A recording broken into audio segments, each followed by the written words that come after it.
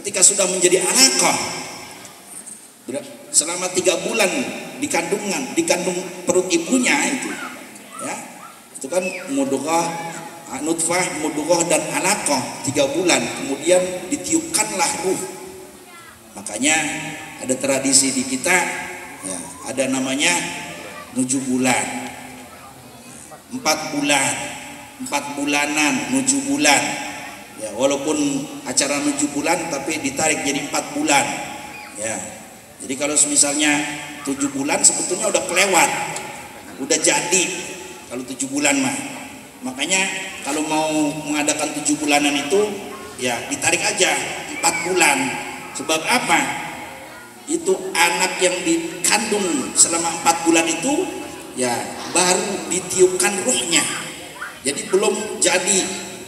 Ya, makanya kita berdoa di 4 bulan itu. Ya. Jadi kalau sudah 7 bulan berdoa udah kelewat itu. Ntar udah jadi. Udah tinggal keluar gitu. Iya. Ini benar ini. Jadi 4 bulan, ya. Kemudian kalau semisal kita adakan 4 bulanan, kita bacakan, ada yang dibacakan surah Maryam, ada yang dibacakan surah Yusuf. Nah ini dalam rangka mencetak anak yang soleh ini tahapannya. Ya. Jadi kalau misalnya kita menginginkan anak yang soleh atau solehah, ya tahapan-tahapan itu ya, dari bikinnya harus sesuai dengan ajaran juga. Ya, jangan main hantem aja gitu. Ya, ketika 4 bulan dibacakan surah Yusuf, dibacakan surah Maryam, surah Yusuf, katanya supaya ganteng, ya kayak Nabi Yusuf. Bukan ganteng itu, ya, bukan ganteng seperti Nabi Yusuf. Pas keluar, wah ini kan kagak kayak mancuk ini, mancuk dalam nih. Ternyata emang bapak emaknya mancuk dalam. Ya, wah ini kagak mancur ini, dibacain surah Yusuf kagak ganteng. Padahal apa? Dibacakan surah Yusuf itu supaya tegar, supaya bisa kuat seperti menghadapi kehidupan ini seperti Nabi Yusuf. Nabi Yusuf cobaannya, ya kan lagi kecil diceburin ke sumur kan gitu. Kemudian apa? Di penjara. Nah, ini supaya apa? Supaya kuat seperti menghadapi kehidupan ini seperti Nabi Yusuf. Bukan ya supaya ganteng kayak Nabi Yusuf. Kalau ganteng, masalah ganteng mah udah bagaimana cetakannya gitu. Bagaimana para ibunya dan bapaknya gitu.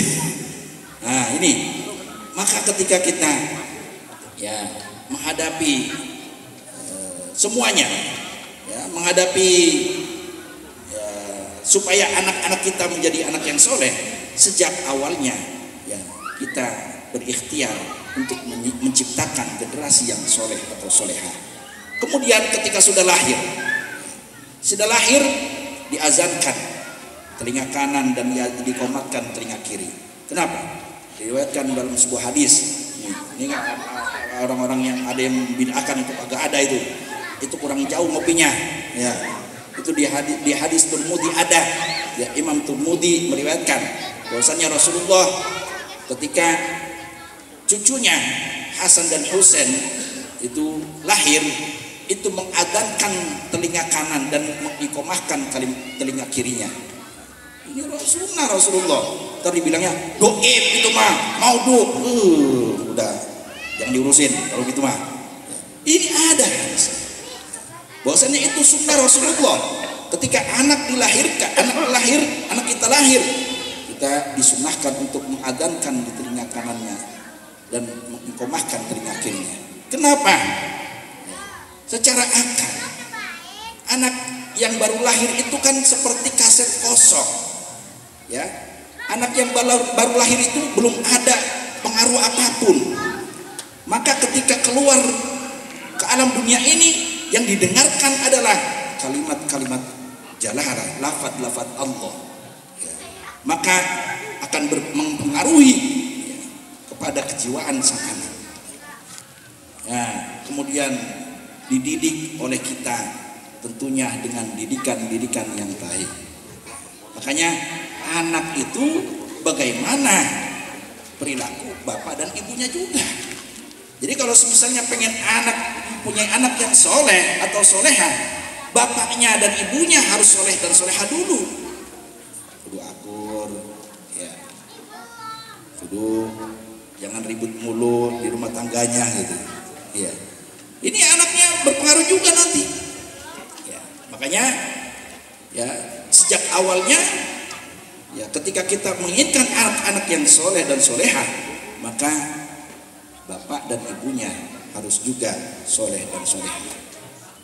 Lalu kita misalnya kedengaran azan, Allahu Akbar, Allahu Akbar, kata bapaknya, Tom, ayo Tom, udah main HP-nya, ayo sholat. Tapi bapaknya sambil duduk. Nah, ngikutin kata anak? Kagak. Iya. Makanya apa? Ya anaknya kagak nurut. Kenapa? Karena bapaknya kagak jalan ke masjid. Gitu. Kalau nyuruh, ya maka apa? Harus orang tuanya dulu. Anaknya akan ngikut. Kalau orang tuanya nyuruh, ayo sholat dulu, tapi orang tuanya nggak sholat, nah anaknya juga nggak bakalan sholat.